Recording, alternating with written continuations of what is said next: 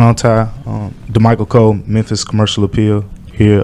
For you, Zach Kleiman was speaking earlier about you may have had some better opportunities, so to speak, out there financially, but you decided to come to Memphis. Just what mostly intrigued you about the opportunity being able to play on this roster, and kind of what have you made of your teammates as you've kind of gotten a little bit of time to get to know them?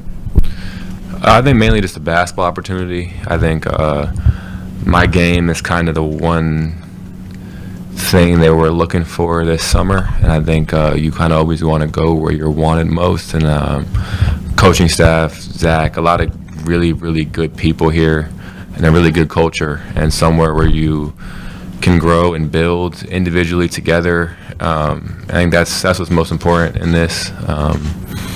And so far, I think I've just been pleasantly surprised with everybody's work ethic. I don't even want to say surprised, but everybody, works really hard. The culture is kind of exactly what I thought it would be when I made a decision to come here, and all that is just super exciting.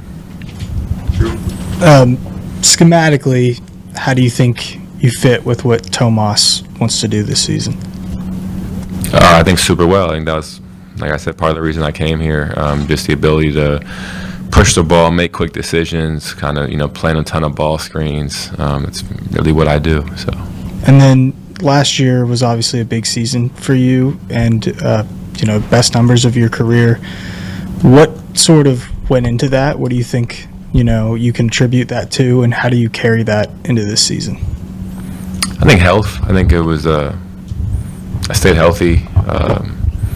If you look at my previous years, just a smaller sample size, but the numbers have always been somewhat similar. So I don't think it was like, if you're really paying attention, it wasn't like, it shouldn't have been a shock to anybody. But I think it was just health. I played 70 games finally, and stayed healthy. So just taking care of my body, doing all that's necessary, and getting better every day. As a competitor from another team, what's it like to come in now and play with a player like Ja Morant? Oh, it's awesome.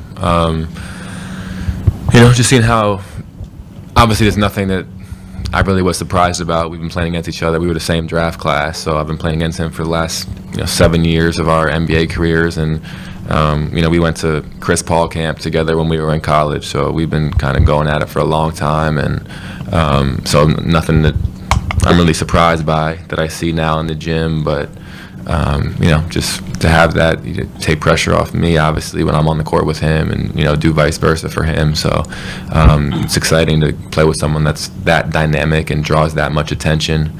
Can get everyone else easier looks, can get us going as a team. I mean, you guys know what type of player he is, so it's definitely exciting.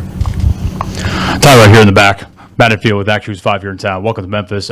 You were with one of the best teams in the NBA last season, so what it looks like. When you were talking with Zach and Tomas this summer about coming here, what gave you confidence, and I guess the bones of the operation here, that this team could achieve similar success, if not this season, at some point in the near future? Yeah, I think like you said, it's not going to happen overnight, and but it's the vision, the culture that you establish, and that starts obviously top down, and it has to trickle down to the players, and eventually has to become player led. But the culture, the vision that the coaches have, how focused and driven you have to be to get to that point, and then sustain that success. I think that's really the key, right? You don't want to, have a great regular season and fall off in the playoffs, or have a great year and not do it again. You want to try to build success you can sustain, and that comes with a culture that everyone follows. And I think, speaking to Zach and speaking to Tomas, they have that vision, and they understand the steps that you need to take to get there, for everyone to get better individually, collectively, and all the above. Chris? I feel like we jumped right into it. Can you just give us maybe more of your origin story, how you fell in love with the game, and maybe who you modeled your game after growing up? Oh, for sure. Both my parents played basketball. So when I was born, my dad was coaching high school. So they both loved it. I was always around it. There's pictures of me like 1-2 years old, running around, dribbling 2 basketballs. So just something I was really born into it, honestly, and I always loved it. I always enjoyed it. And the one guy I would say that I probably watched the most as a kid is probably Steve Nash. DeMichael. Tom, we've seen you kind of play on and off the ball, in numerous spots throughout the course of your career. Can you kind of give us an explanation for you from what's your comfortability in terms of like playing alongside of a Ja, Scotty, whether it's playing the one, playing the two, and kind of playing in those kind of dual combo guard lineups? Yeah, I mean, all of the above. Last year it was either me and Donovan or me and Darius Garland on the court at pretty much all times until, unless one of us was not playing or injured. So I was playing with those. We were playing with those two guard lineups all year last year. It just makes the game a lot easier. A lot of teams are diving into like ball pressure, and if you only have one ball handler out there and you can kind of take that person away, it's easier for the defense. When you have multiple ball handlers, multiple creators on the floor, we got Jaren and Santi that can attack from the 4 position. Like, it just makes the game a lot easier where you can play faster, you can play with more space. One person doesn't have to think; they always have to be the creator, and it just makes the game easier for everybody. Drew. What are your early impressions of the city? What's it like to move here and be part of this community? I like the city. I actually do. Seems like a blue-collar city. It seems like a city that will rally behind a team that is competitive, and seems like, obviously from playing here as a visitor, I've been here when the building has been absolutely rocking, and that's when these Memphis teams have been really good. So I think it seems like if we're good, people will really care, and that's all you can ask for. Michael.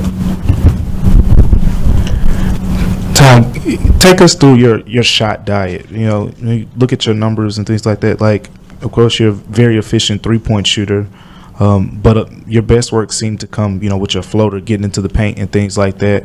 Just for you as a player in the NBA, we hear a lot of coaches talk about more threes and shots in the paint. How do you kind of get to your spots? What's your idea of a good shot, in the NBA?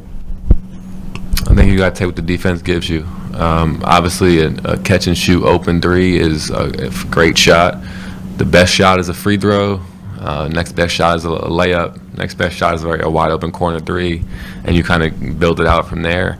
Now, defenses are trained it's today's game usually to give up a mid-range shot. So if you're making that at a very high clip, it's a good shot for that person. Any other questions? Michael, one more. I guess piggybacking off of that, with your three-point shot, do you feel like in Memphis this will be a place you want to shoot more, or is it as simple as taking what the defense gives to you? Given the situation that they lost to Desmond Bane, Luke Kennard, guys that shot a lot of three-pointers.